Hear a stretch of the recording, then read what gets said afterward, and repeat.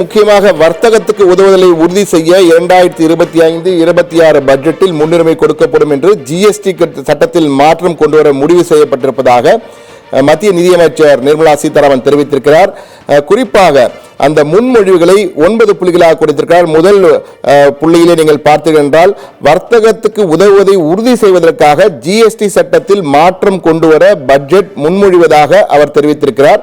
அதன்படி பல்வேறு திருத்தங்களை கொண்டு வந்திருக்கார். அந்த திருத்தங்களை தற்போது பார்ப்போம். இரண்டாவது புள்ளி, தனித்துவமான அடையாள குறியீட்டின் அடிப்படையில் தடமறிதல் மற்றும் பின்தொடர்தல், அதாவது ட்ராக் அண்ட் ட்ரேஸ் என்ற மெக்கானிசத்தை செயல்படுத்த ஏற்பாடு செய்யப்பட்டிருப்பதாக கூறியிருக்கிறார். இது மிக முக்கியமாக எங்கு என்ன நடக்கிறது என்பதை பின்தொடர்வதற்காகவும் அந்த தடத்தை அறிந்து பின்தொடர்ந்து செல்வதற்காகவும் இந்த அடையாள குறியீட்டின் அடிப்படையிலே இந்த மெக்கானிசம் செயல்படுத்தப்பட இருக்கிறது. மூன்றாவது புள்ளியாக, விநியோகஸ்தரின் வரி பொறுப்பை குறைப்பதற்காக கடன் குறிப்பு தொடர்பாக உள்ளீட்டு வரி வரவை, அதாவது இன்புட் டாக்ஸ் வரவை மாற்றுவதற்கு ஏற்பாடு என்ற மூன்றாவது புள்ளியில் தெரிவித்திருக்கிறார்.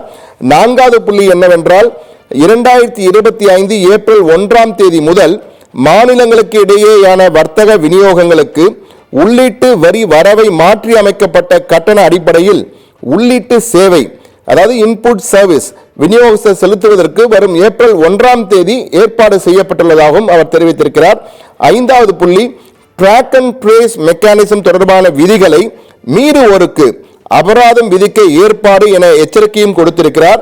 ஆறாவது புள்ளியாக, மேல்முறையீட்டு ஆணையத்தில் எந்த ஒரு வரி செலுத்துதல் கோரிக்கையும் இல்லாமல் அபராதம் மட்டுமே கோரும் வழக்குகளில் மேல்முறையீடு செய்வதற்கு அபராத தொகையில் 10% முன் வைப்பு தொகை கட்டாயம், அதாவது அபராத தொகை எவ்வளவு கோருகிறோமோ அந்த ஒட்டுமொத்த அபராத தொகையில் 10% முன் வைப்பு தொகை கட்டாயம் என தெரிவித்திருக்கிறார்.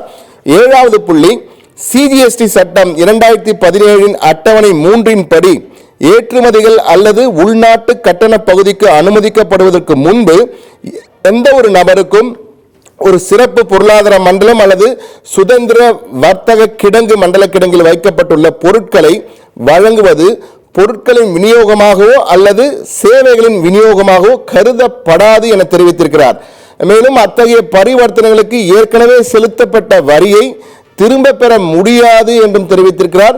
இது முன்தேதியிட்டு 1/7/2017 முதலே அமலுக்கு வரும் என்றும் தெரிவித்திருக்கிறார். இது நிச்சயமாக பல வணிகர்களுக்கு அந்த தாக்கத்தை ஏற்படுத்தும். என்றால் செலுத்தப்பட்ட வரியை திரும்ப பெற முடியாது என்பது பெரும் தாக்கத்தை ஏற்படுத்தக்கூடிய வாய்ப்பு இருக்கிறது. எட்டாவது புள்ளி, வரி தாக்கல் செய்வதற்கு சில நிபந்தனைகள் மற்றும் கட்டுப்பாடுகளை சேர்க்க பட்ஜெட்டில் பரிந்துரை செய்திருக்கிறேன் என்றும் தெரிவித்திருக்கிறார். ஒன்பதாவது புள்ளி, இது எப்போது நடைமுறைக்கு வரும் என்றால் ஜிஎஸ்டி கவுன்சிலின் பரிந்துரைகளின்படி இந்த மாற்றங்கள் மாநிலங்களுடன் ஒருங்கிணைந்து அறிவிக்கப்படும் தேதியிலிருந்து நடைமுறைக்கு வரும் என்று தெரிவித்திருக்கிறார். எனவே இந்த 8 புள்ளிகள் மொத்தமாக 9, அந்த முன்மொழிவும் சேர்த்து 9 புள்ளிகள் வணிகர்களுக்கு மிக மிக முக்கியமானது. என்றால் ஜிஎஸ்டி தொடர்பாக இன்றைய பட்ஜெட்டில் இந்த கருத்துக்கள் இடம்பெற்றிருக்கின்றன. ஆனால் இதற்கு மிகப்பெரிய வெளிச்சம் கொடுக்கப்படவில்லை. ஆனால் தற்போது சத்தியம் டிவி இதற்கு வெளிச்சம் கொடுத்திருக்கிறது. வணிகர்களுக்கு பயனுள்ள, அதே சமயத்தில் கவனமாக இருக்கக்கூடிய பல தகவல்கள் இதில் அடங்கியிருக்கும் என்று நம்புகிறேன்.